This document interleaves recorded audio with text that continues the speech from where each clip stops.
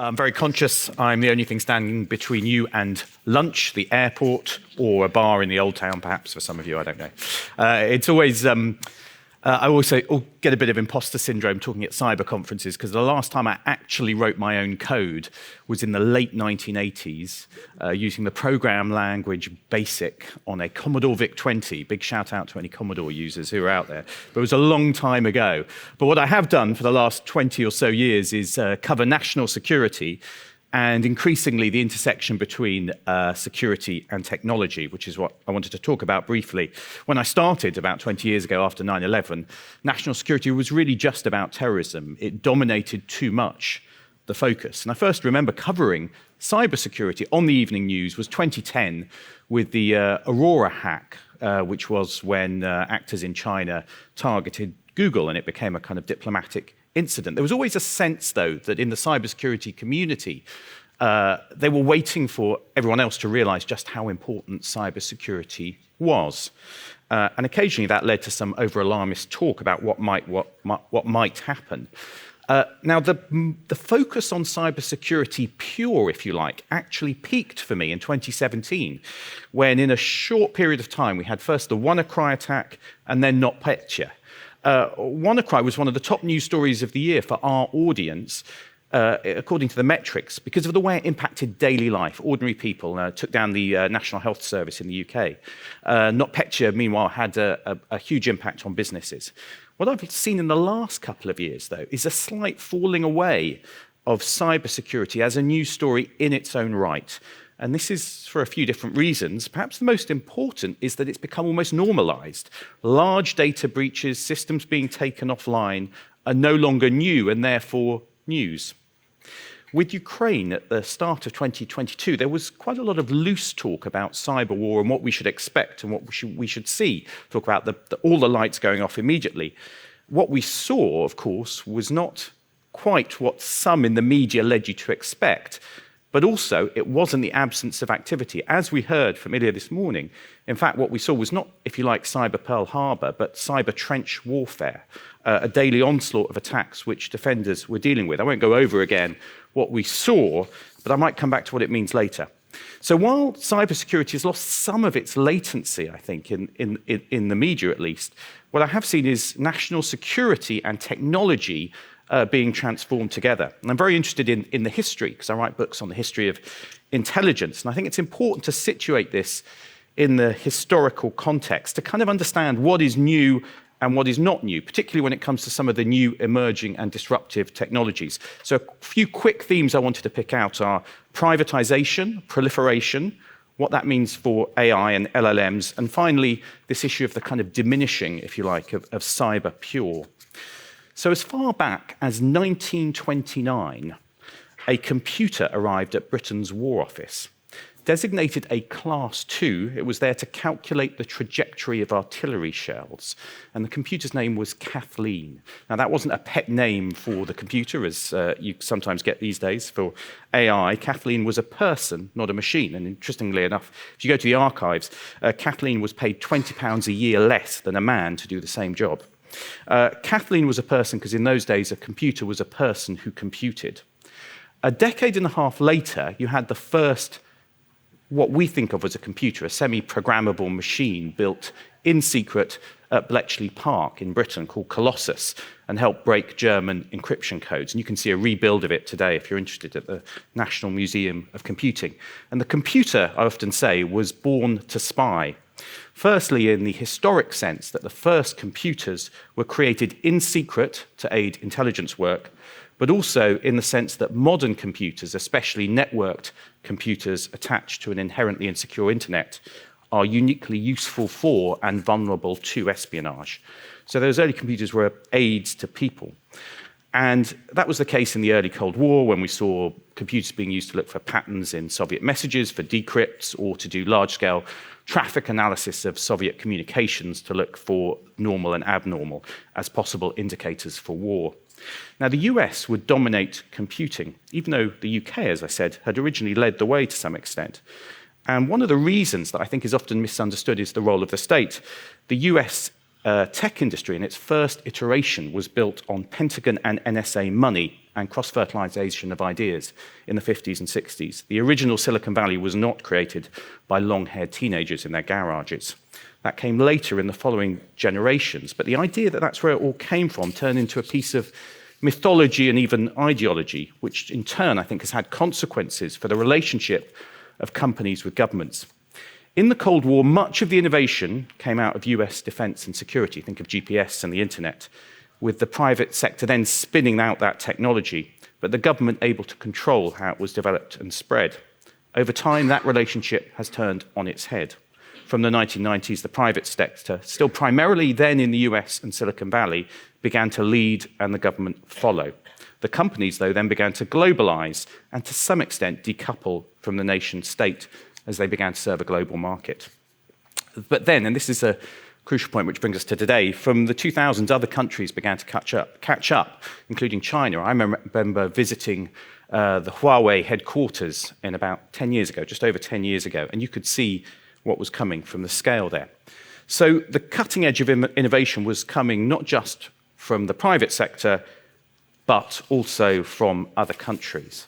And I think that controversy we've seen in recent years over Huawei and TikTok is partly about the US worrying about what it means to lose what, interestingly, was called home field advantage in some of those Snowden documents leaked a decade ago. Those documents communicated a lot about what the US and also the UK were capable of and heightened the realization amongst other states about the risks and dependencies in that. For a long time, the US and its allies believed cyber espionage, but also any possible future cyber conflict, would take place on systems the US had built and understood along cables that touched the US and the UK, and with technology, software, and protocols that they had developed and understood. It was their terrain, home field, and other countries knew this. Just as an aside, I always remember someone in Beijing telling me how China first realized the risks of their dependency. It was around 2008 that happened, and it was thanks to Microsoft, interestingly enough.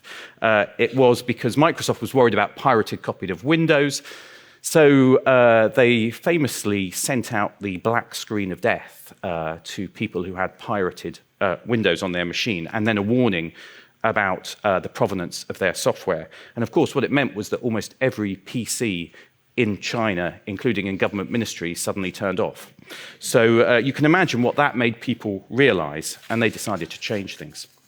The realization that home field advantage will not necessarily be the case is disturbing to those who understand it. There was an interesting comment, I thought, on the first day here from someone from the US military about their intention to own the domain of cyber. That was possible in the past, almost literally, to own it, partly because we have to remember that the domain is different from other domains. It is a man or a person-made domain, unlike space, land, air, and sea, one that is often owned by and built by the private sector and companies. But while I understand the desire to own it, I'm not sure it's as realistic now as it was in the past. So one transformative trend is the privatization of innovation and its shift away from being, if you like, US-centric. So I think the responses to that are very interesting. Is the response to try and maintain technological dominance? Is that best done by maintaining interdependencies or by decoupling and restricting technologies like chips from going to others at the high end? And what does that do to the desire of other countries to speed up their autonomous capability? These are pretty big calls, and I'm glad I'm not making them. But we're now entering an era of systemic competition of competition over technology and decoupling, and one in which private companies are being asked to take sides. And I think that issue and the implications of privatization go to the very interesting question that Ross Anderson raised in his opening talk on that first day about what he called alignment. He was rightly suggesting, I think, that the alignment between states and companies is going to be vital for security, something which is not an issue in China, where the actions of government in the last few years have made very clear to CEOs that they have little choice but to align. And it is notable in the Ukraine conflict, the way in which the private sector played a vital role in supporting Ukraine. We heard that yesterday in some of the sessions about the way companies helped defend networks and defend digital services.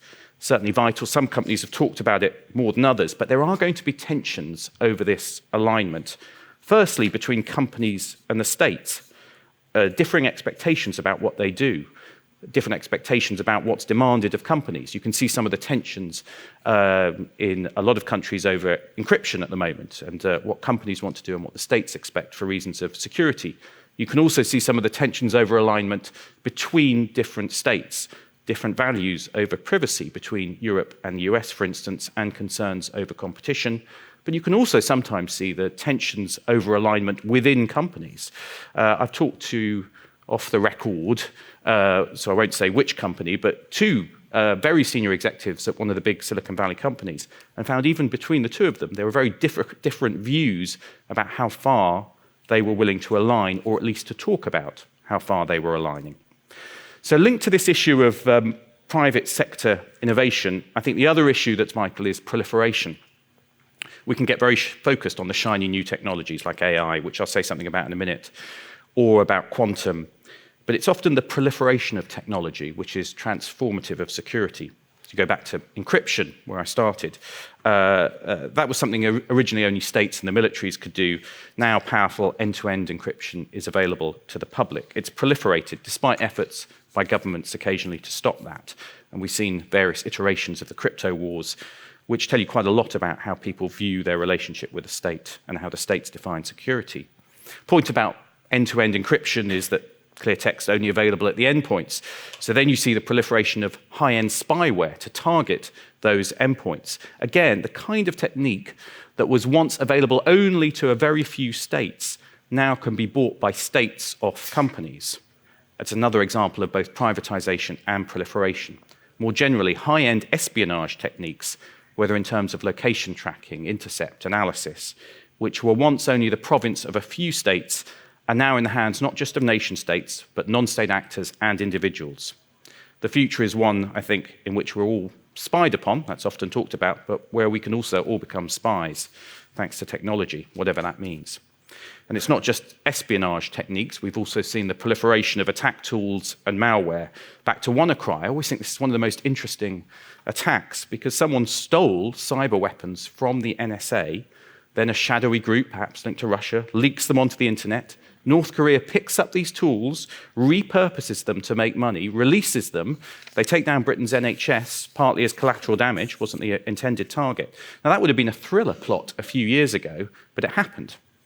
I think people remember from the 90s about the fears of suitcase nukes getting loose from Russia and ending up in the hands of terrorists. The Sum of All Fears is a good film about that if you're interested in films. But proliferation is a lot more straightforward with cyber attack tools and digital weapons, and it's already happening. So we are seeing this proliferation of non-state actors and individuals being able to get engaged in conflict. And the IT army of Ukraine is an interesting example of that. And we've also seen non-state actors in terms of criminal groups able to have strategic national security effects, like taking down the Colonial Pipeline in the US a couple of years ago. So the nature of conflict is fundamentally changing away from being the domain just of states, thanks to privatization and proliferation. And with it, it carries the risks of escalation. AI is obviously the issue of the moment. And I think some of those issues of privatization and proliferation are there. Clearly, there are interesting cyber risks with AI. What kind of data security is about the input of the models? How far can you attack those models? How far can AI be used to write code and develop malware? There's the ability of AI to affect proliferation, development of chemical weapons. People have already been looking at that, and bioengineering could be all made easier to lead to a kind of new form of proliferation. How far will states try and manipulate AI? That's clearly the next stage in conflict in terms of poisoning data sets and manipulating the integrity of models. If you depend on AI, and if you begin to doubt you can trust it, even just doubt you can trust it, and it's a black box and you can't check that, then you have a problem. And I think there is an opportunity for the cyber expertise in audiences like this to transfer some of the knowledge and experience which has been learnt long and hard in trial and error through cybersecurity to AI in terms of things like vulnerability disclosure and red teaming. And it would be a tragedy to have to relearn some of those old lessons as well as new ones. Also, I think to think about where we should be reluctant to introduce AI. I mean, what have we learnt from cybersecurity in terms of which systems to air gap and keep off the internet and why? often bad actors are the early adopters of technology. I did ask someone about this with AI and LLMs the other day, and they were slightly more unsure whether that would be the case here, partly because the extent to which this has become public and entered into public consciousness so quickly means that actually the kind of good actors may be early adopters as much as the bad actors, as everyone races to use it. But it's certainly going to be the new battleground. And I think we have to think about it a lot in terms of my world, in terms of journalism and the media, partly in terms of our own jobs being taken away, but also the information environment into which large language models will enter and turbocharge potentially disinformation and the issue of what the RAND think tanks calls trust decay, truth decay, a lack of trust in information creating uncertainty, which can have profound implications for security, can lead to polarization, more extreme positions, can impact international reputation, reduce credibility and therefore deterrence, encourage other states.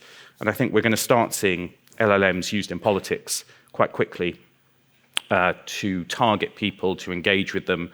And democracies certainly are more vulnerable to this kind of manipulation because of their openness than autocracies. And I think bad actors will be very quickly thinking about how to use these LLMs to subvert our systems. At the BBC, we've thought quite a lot about how to deal with this world. We've launched in the last few weeks, actually, a new focus on verifying information and being transparent about how we do our journalism. Got a new team of about 60 journalists who are specialists in open source verification and misinformation to try and deliver expertise on this. And this might involve looking at military attacks in Ukraine or what's happened on a street in Cardiff. And in simple terms, it's about showing our workings to try and build trust with our audience. And there's certainly a risk of being bombarded with deep fake video, audio, and LLM text. And so the BBC is working with others, including the New York Times and Microsoft, to look at solutions, particularly at the issue of data provenance. Project Origin, if you're interested in it, looks at cryptographic verification using hashes, watermarks, and fingerprinting for articles and images. So, for example, if you see something online and it says it's from the BBC, you can be sure it is, but also it's not been manipulated or tampered with on the way. And the aim here is to build coalitions to try and deal with this. So the risk of these AI systems being deployed is, I think, significant because they've arrived at a moment of geopolitical tension. At exactly the moment when, if you like, traditional arms control is decaying because of that geopolitical tension, which means the chances of developing international regulation or arms control over new technologies seems highly unlikely. China, Russia, the US, other countries all believe AI is going to be vital to national security.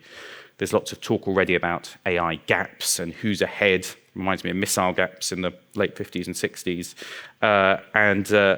So there is certainly a risk that competition could accelerate the take-up of technology without guardrails.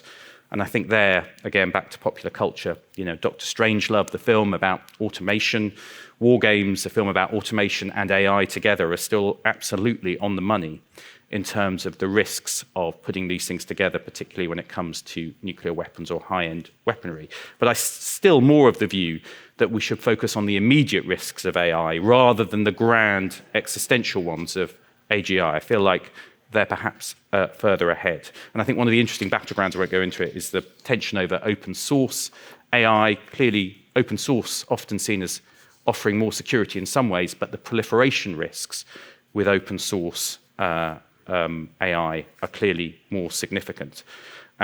So that's the kind of concern about the cutting edge or the next stage that I think people in this room perhaps should be thinking about, and I'm sure they are. But the last thing I wanted to talk about, which I mentioned, was back to cybersecurity in the narrower sense, and that issue about the disappearance of cyber. And I think Ukraine has some interesting points regarding this. As I said, some people, I think, have wrongly thought that it suggested we've overestimated the importance of cyber. I think that's wrong. I think what it showed in terms of lessons was the integrated nature of cyber. And we heard that from Ilya this morning. We heard that defenders get a vote, and defences can be more effective than many people previously thought. I think we've seen that some forms of deterrence may work, particularly as attribution improved. But crucially, cyber was and is more integrated into other parts of national security rather than standing alone. It's integrated into kinetic attacks, as we heard, in terms of targeting electricity infrastructure. It's integrated into satellites and space, as we saw with the targeting of Viasat, or the importance of Starlink. And I think Starlink, I think, is one of the most interesting examples of the role the private sector can play, but also raises the questions about what kind of dependencies that creates on certain companies and their own leadership. And in Ukraine, we've seen the integration of cyber into information warfare, pushing messages and trying to undermine public confidence. And we've seen it integrated into espionage, as we've seen for decades now, and into some of the darker aspects of war, hacking of databases to find people. So overall, what that tells us is that cyber is increasingly important, but it is increasingly mainstreamed. It's no longer in a silo. And it's less about what people used to think about as cybersecurity and more about technology, and it's being interwoven. And we're going to see another leap in that with AI. So I started by saying that I thought cyber was slightly going down in its latency, but I now finish by suggesting that that's perhaps a false journalist perspective based on what's newsworthy. Cybersecurity, more rightly technology, is now so important that it's not new or something separate, but it is, in what I promise, is the last of my film references, everything, everywhere, all at once. Thank you.